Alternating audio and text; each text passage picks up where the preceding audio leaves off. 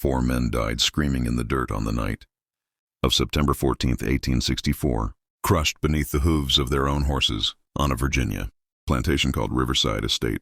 The official report called it a tragic accident. The witnesses called it an act of God. But the truth, buried under fear and silence, was far more unsettling. Horses don't usually kill their owners. Not like this. Not together. Not with intent. The men who died were not inexperienced riders or careless farm hands. They were powerful slaveholding elites: Edmund Harrington, his brother Charles, their business partner Marcus Whitfield, and the estate overseer, Daniel Cross, men who had spent their entire lives around horses, men who believed control was their birthright.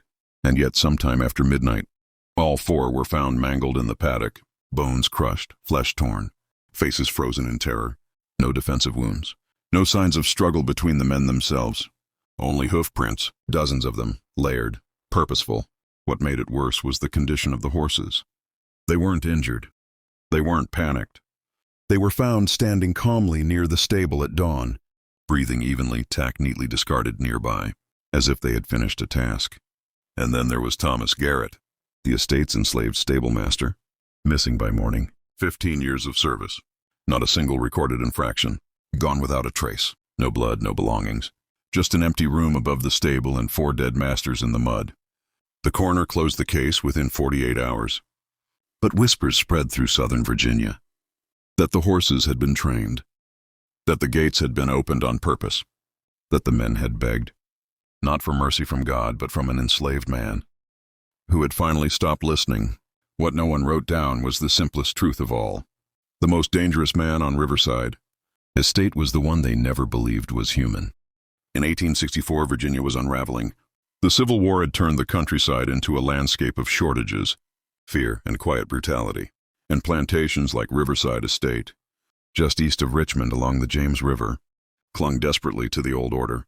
While Confederate armies bled on distant fields, men like Edmund Harrington believed their power at home was unshakable. The land still produced, the horses still ran, and the people they enslaved still obeyed, at least on the surface. Riverside was known for its stables, 17 thoroughbreds imported from Kentucky and Maryland, prized for breeding, racing, and military contracts. They were worth more than most of the people who cared for them. The stables sat low near the tree line, heavy with the smell of hay, leather, manure, and river damp. At dawn, mist rolled off the James and settled into the paddocks, muting sound and blurring distance. It was a place where men spoke softly, not out of kindness, but because nervous horses remembered everything. Running those stables was Thomas Garrett, enslaved since childhood. By 1864, he was in his mid-30s, tall, quiet, and precise in his movements. The Harringtons called him valuable property. The overseer, Daniel Cross, called him dangerously intelligent. Thomas knew every horse by gait, temperament, and scar. He could calm a panicked stallion with a touch to the neck and set a broken leg with rope and splint when no veterinarian could be found. At night, when the estate slept, it was Thomas who walked the paddocks, listening to hooves shift in the dark. Tensions were rising. Union forces were advancing toward Richmond. Food was scarce. Debts were mounting. And enslaved people across Virginia were fleeing whenever opportunity appeared. Edmund Harrington began talking openly about selling off assets. Horses first, then people. Those words traveled faster than he realized. In a place built on ownership and silence, the stable was the one space where Thomas Garrett still held control. And in the spring of 1864, that control began to mean something very different. Edmund Harrington was 46 years old in 1864, a third-generation planter who believed authority was something inherited, not earned. He managed Riverside Estate with cold efficiency, recording births, deaths, and punishments in the same leather ledger. To him, people and animals were assets, and assets existed to be used until they broke. His younger brother, Charles. Harrington was the opposite in temperament, but not in cruelty, volatile, impulsive, and known for taking frustrations out on whoever was closest. Stable hands learned to step back when Charles entered, because violence often followed without warning. Their business partner, Marcus Whitfield, supplied horses to Confederate cavalry units. He visited Riverside monthly, inspecting the animals with a buyer's eye and a gambler's confidence. Whitfield believed himself untouchable, protected by money, connections, and the assumption that enslaved men did not think beyond survival. He was wrong. Overseer Daniel Cross enforced discipline. Formerly a hired driver, Cross had risen through brutality. He carried a rawhide whip, kept meticulous punishment logs, and took personal offense when obedience was not immediate. And then there was Thomas Garrett.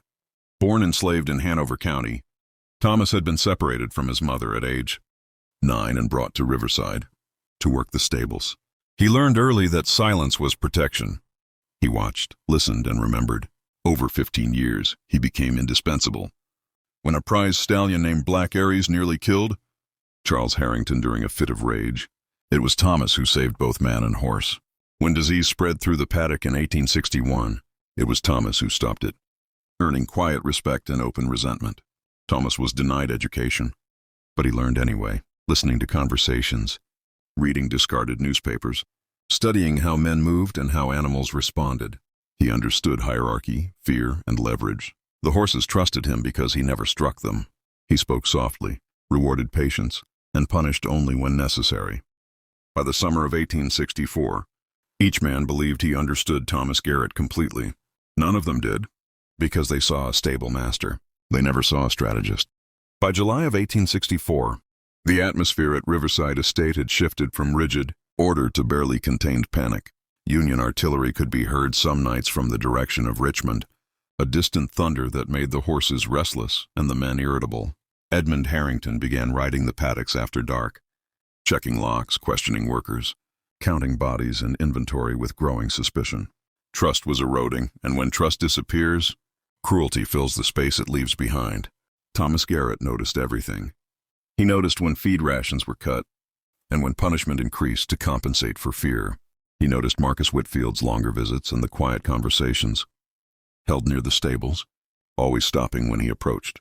He noticed Daniel Cross carrying fresh rope and oiling the hinges on the paddock gates, a detail that meant preparations were underway: sales, transfers, separation. In early August, Cross announced that 2 stable boys would be sold south within the week. One of them was Thomas's younger cousin. The horses reacted that night, stamping, refusing feed, snapping at their halters. Charles Harrington responded by beating a mare until her flank bled. Thomas said nothing, but something in his expression changed. Those who worked beside him later said his eyes went flat, calculating. What the Harringtons didn't know was that Thomas had been training the horses differently for years. Subtle cues, pressure shifts, voice commands delivered too low for most men to hear. He worked them at night alone, reinforcing patterns that appeared harmless: crowding, advancing, holding ground, behavior that could be mistaken for instinct. By September, the men were sleeping poorly. Rumors of escape spread. Whitfield insisted on a late-night inspection of the horses before final sales were arranged. On September 14th, just after midnight, 4 men walked into the paddock carrying lanterns and arrogance. What they didn't know was that every gate behind them had already been unlatched, and the horses were waiting. The truth of what happened inside the paddock on September 14, 1864, was never written in any official record, but fragments survived in testimony, whispers, and one discarded journal page found years later near the James River. Thomas Garrett did not act in rage. He acted with precision. The horses had been conditioned to respond to a sequence of sounds and movements, cues practiced for months under the cover of routine care. A low whistle, a step backward, the release of pressure at exactly the right moment. When the 4 men entered the paddock, the lantern light spooked nothing. The horses did not bolt. They closed in. Edmund Harrington tried to assert authority, shouting, striking at the nearest animal with his riding crop. That was the first mistake. The horses surged forward as one body, not kicking wildly but driving. Charles fell first, tangled in tack left deliberately on the ground. Marcus Whitfield screamed for the gates to be opened, not realizing they already were, just not for him. Daniel Cross attempted to climb the fence. A mare Thomas had raised from birth pinned him there with her weight. Witnesses later said the screaming lasted less than 5 minutes, long enough to be heard from the quarters, long enough for Thomas to step into the shadows and watch without being seen. He did not shout. He did not intervene. He only gave one final signal, and the horses stopped. They backed away, breathing hard, flecked with blood and mud, leaving 4 broken bodies behind. Before dawn, Thomas was gone. He took no horse with him. He left no trail, Some believed he followed Union lines. Others believed he disappeared into the river fog. What terrified the survivors was not that he escaped. It was that he had walked among them for 15 years, mastering patience, restraint, and control. While they mistook silence for submission, the revelation was simple and unbearable. The violence that killed them was learned from them, and it had been waiting. The aftermath at Riverside Estate unfolded in silence and fear. With all 4 masters dead, the plantation collapsed almost overnight. No sons were old enough to inherit. No partners remained to assert control. Confederate courts were overwhelmed, and Union forces were less than 30 miles away. Within weeks, Riverside was abandoned. Its records scattered, its fields untended, its stables left to rot. The horses were seized by passing troops or sold at auction for a fraction of their value, their history deliberately severed from their fate. The deaths were officially ruled an accident, but the consequences rippled far beyond the estate. Overseers across Henrico and Hanover counties changed their routines. Night inspections stopped. Whips were used less openly around stables. Men who had once walked confidently among horses now kept distance, uneasy with the idea that obedience could be learned and unlearned. No one spoke Thomas Garrett's name, but everyone thought about him. For the enslaved people who survived Riverside, the impact was immediate and complex. Some fled under cover of the chaos, following Union lines or disappearing into the countryside. Others stayed, uncertain whether freedom or retaliation would arrive first. The quarters emptied slowly, not in celebration, but in wary calculation. Violence had ended the masters' lives, but it had not ended the system, yet. Local newspapers mentioned the incident only briefly, stripped of detail and context. 4 prominent men lost, no explanation offered. The silence was intentional. Acknowledging the truth would have meant confronting the idea. That control had always been fragile. As for Thomas Garrett, his fate was never confirmed. A Union provost marshal's log from October 1864 lists a colored horse handler, skilled, unnamed, working briefly with cavalry units near Petersburg. No age, no origin, just a note, keeps order among mounts. The consequence no ledger recorded was this: power, once exposed as learned behavior, could be taken apart. And no one at Riverside ever forgot that. By the time the war ended in the spring of 1865, Riverside Estate no longer existed in any meaningful way. Its land was divided, its name faded from maps, and its story reduced to a footnote of unexplained deaths. History prefers clean endings, but this one never had one. It lingered in local memory as a warning, passed quietly from stable to stable, never written down where it could challenge the narrative of control and obedience. The deaths of Edmund and Charles Harrington, Marcus Whitfield, and Daniel Cross were not remembered as justice or rebellion. They were remembered as discomfort, as proof that the system they built relied on the dangerous assumption that silence meant weakness. What happened in that paddock exposed something the era could not accept, that intelligence, patience, and strategy had always existed where power refused to look. Thomas Garrett left no monument, no photograph, no recorded testimony in his own words, yet his absence speaks louder than any document. He survived by understanding how power functioned, how fear moved through bodies, and how violence could be redirected without chaos. His story forces an uncomfortable question. How many similar acts were mislabeled, erased, or buried because acknowledging them would have shattered the myth of total control? Stories like this matter because they reveal the quiet resistance hidden beneath official history. Not every rebellion marched under a banner. Some waited, some listened, some learned. If this story changed how you see power and history, say so in the comments. Where are you watching from today?